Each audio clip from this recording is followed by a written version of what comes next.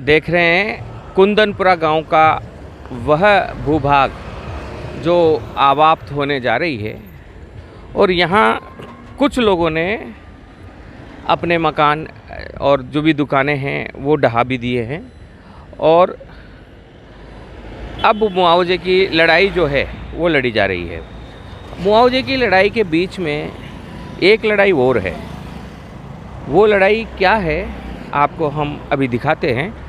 सबसे बड़ी समस्या क्या है कि जो मुआवजा दिया जाएगा वो मुआवजा ज़मीन मालिकों को दिया जाएगा, लेकिन इस बीच यहाँ जो बिज़नेस चल रहे हैं इस बिज़नेस का क्या होगा और ये जो व्यापारी हैं ये आगे क्या करेंगे,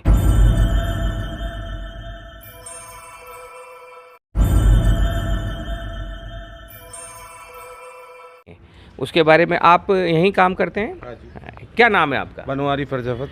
बनवारी जी, ये जो ज़मीनें सरकार आवाप्त कर रही है, हाँ जी। तो आप यहाँ किराएदार हैं या मालिक हैं? मालिक है साहब। मालिक हैं। हाँ जी। लेकिन बहुत सारे मामले ऐसे देखे गए हैं जहाँ दूसरे लोग आकर किराए से यहाँ बिजनेस कर रहे हैं और उनका परिवार उसी से चल रहा था। इसी से ही चल रहा है साहब परिवार अब पूरा। जब आपका बिजनेस समाप्त हो जाएगा, ठीक है, आपको ज़मीन के बदले में ज़मीन मिल जाएगा या मुआवजा जो भी आप मांग रहे हो, डिमांड हम कर रहे हो। जमीन के बदले जमीन मांग रहे, निःशुल्क मांग रहे, हम मेरे पास पैसे मांग रहे, पैसे है नहीं है। आप लोगों के पास पैसा नहीं है। है। एक समस्या ये है कि क्या कहते हैं, कुछ लोग हैं जो ज़मीन देना चाहते हैं लेकिन ज़मीन के बदले में ज़मीन चाहते हैं, लेकिन विभाग आवासन मंडल इनसे अवैध कब्जा बता रहे हैं। अवैध, हाँ, इनको अतिक्रमी बता रहा है।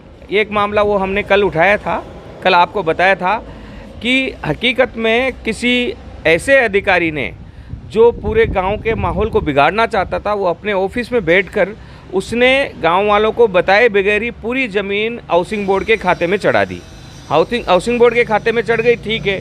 अगर हाउसिंग बोर्ड के खाते में खाली करने के बाद चढ़ाई गई होती तो उस समय फिर बिजली के कनेक्शन इनको क्यों मिले, पानी के बिल ये कैसे जमा कर पा रहे हैं, रजिस्ट्रियाँ कैसे हुई, इनको पंचायत के पट्टे कैसे मिले। और इससे भी बढ़कर 1956 में यहाँ पूर्व मुख्यमंत्री छिन्नड़ में आशीन बोर्ड आया है। अब आपका क्या डिमांड है? मतलब अगर जमीन मांगना चाहते हैं, पूरी जमीन, हम रोजी रोटी बच्चों को पालते हैं इससे। हाँ, और इसके अलावा आप व्यापार के लिए भी जगह मांगेंगे? व्यापार के लिए जगह मांग रहे, जैसे अपनी दुकानें है ना, जैसी दुकानें चाहिए, और पीछे रहने के लिए घर है मेरा यहीं, और बिल्कुल मटकुआ आराम है मेरा खुद का।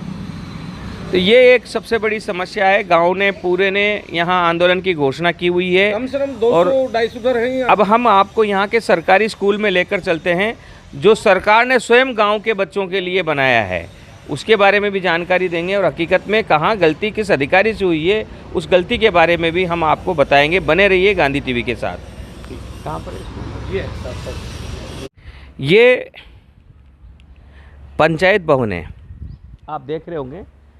ये अभी पार्षद का भवन बनाया गया है क्योंकि अब ये नगर निगम में आ गया है। पहले ये पंचायत का भवन था और ये पहले से बसा हुआ है। ये जो कचरा आवाप्त किया जा चुका बता रहे हैं कागज़ में, किसी अधिकारी ने, सिरफिरे अधिकारी ने अपने एसी चैम्बर में बैठकर इन गाँववासियों को पता ही नहीं चलने दिया और उसे जब्त कर लिया। तो उस जब्ती का नमूना है ये कि ये पंचायत भवन भी अब आवासन मंडल के आवाप्त शुदा भूमि में दर्ज किया जा रहा है। और ये जो स्कूल था अभी जो आपने बताया, ये स्कूल पास में ये देख रहे होंगे, ये स्कूल भी अब आवाप्त बताया जा रहा है। तो ये जो इस प्रकार के कारनामे होते हैं अधिकारियों, और फिर उससे ऊपर उनको नोटिस दिया जा रहा है, और नोटिस देने के बाद, या अगर नोटिस देते हैं और नोटिस आ गया चलो गलती से, और जब उसका पता चला तो उसको सुधार दें, वो बात मानी जा सकती है। लेकिन उसको सुधारे बगैर सीधे अधिकारियों द्वारा ये कहा जा रहा है कि आप तो अतिक्रमण करके यहाँ रह रहे हो, आप अतिक्रमी हो, ये ज़मीन हमारी है, आप लोग खाली करो और यहाँ से जाओ। आप ये देखिए पूरा का पूरा गांव भाग दौड़ कर रहा है, मंत्रियों के पास जा रहा है, मुख्यमंत्री के पास जा रहा है और पत्रकार वार्ता आयोजित कर रहा है, फिर भी उन्हें कोई रिलीफ अभी तक नहीं मिली है। और अंत में थक हार कर गाँव वालों ने धरना प्रदर्शन की घोषणा की है। लेकिन सच्चाई क्या है वह हम बता रहे हैं कि गाँव वाले क्यों धरना प्रदर्शन कर रहे हैं। क्या ये जो पंचायत भवन कभी रही है, तो इस पंचायत भवन को भी कोई नोटिस दिया गया है कि आप खाली करें, ये भवन आवासन मंडल के अधीन है, आवाप्त शुदा है, या जो स्कूल है ये सरकारी स्कूल क्या ये 5वीं से 8वीं तक आई और अभी माध्यमिक है, तो क्या इस स्कूल को भी नोटिस दिया गया है कि ये अवाप्त, अब 12th बता रहे हैं ये स्कूल, तो अब ये अवाप्त हो गया है। तो सबसे बड़ी बात यही है कि इतना बड़ा अन्याय इस गांव के साथ हो रहा है, और वो भी राजधानी में, राजस्थान की राजधानी जयपुर में, और वह भी कांग्रेस सरकार के राज में। अशोक गहलोत को गांधी कहते हैं, उस गांधी के राज में इस पूरे गांव के साथ अगर ये अन्याय हो रहा है तो उस गांधी का राज कैसा होगा और कहाँ गलती हो रही होगी, वहाँ तक भी हम आपको पहुँचाएंगे। बने रहिए गांधी टीवी के साथ। यह काफ़ी नया है, 11/3/2016 को यह बनाया गया है। स्वर्गीय श्री आशुतोष भार्गव IAS की स्मृति में उनकी धर्मपत्नी श्रीमती तनुजा भार्गव द्वारा यह वाटर कूलर मय कमरे का लोकार्पण किया गया, यानी ये दिया गया है। ऊपर आप टंकियाँ रखी हुई है, आप देख सकते हैं, और ये नीचे ताला लगा हुआ है क्योंकि वाटर कूलर है। तो अभी स्कूल बंद हो गया है। हम जब यहाँ आए हैं, ये राजकीय उच्च माध्यमिक विद्यालय कुंदनपुरा राजस्थान सरकार का है, और ये आप देख सकते हैं पूरा लंबा चौड़ा अभी भी निर्माण यहाँ का चल रहा है। और ये स्कूल गांव के बीचों बीच में है, लेकिन अफसोस इस बात का है कि ये पूरा गांव कैसे आवाप्त हो गई और किसी को पता ही नहीं चला। आखिर ऐसी बड़ी गलती कहाँ से हुई और कैसे हुई, और जब गांव के लोग ही यहाँ नहीं रहेंगे तो फिर यह स्कूल भी क्या काम आएगा। और यह भी अब देखने का विषय है कि क्या ये स्कूल की जो भूमि है यह भी सरकार द्वारा आवाप्त कर ली गई है।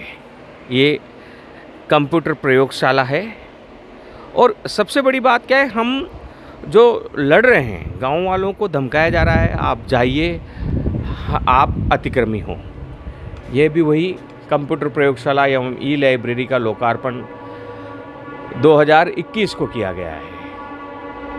तो ये भी स्वर्गीय श्री आनंद किशोर भार्गव की पुण्य स्मृति में उनकी सुपुत्री श्रीमती स्मिता भार्गव भगत द्वारा निर्मित कंप्यूटर प्रयोगशाला एवं ई-लाइब्रेरी। तो ये Moini Foundation Freedom by Knowledge, implemented by Moini Foundation Freedom by Knowledge, ये लिखा हुआ है। ये हम इसलिए दिखा रहे हैं कि जिन लोगों ने इस प्रकार के अच्छे काम किए हैं उनके बारे में भी दिखाना ज़रूरी है। बहरहाल कुंदनपुरा गांव में हम ये तीसरी खबर चला रहे हैं। पहली खबर हमारी प्रेस कॉन्फ्रेंस की थी, कल हम कुंदनपुरा निवासियों से मिले, और आज हम कुंदनपुरा की हकीकत को आप तक पहुंचा रहे हैं कि यहाँ क्या क्या बना हुआ है और कितने साल पुराने हैं।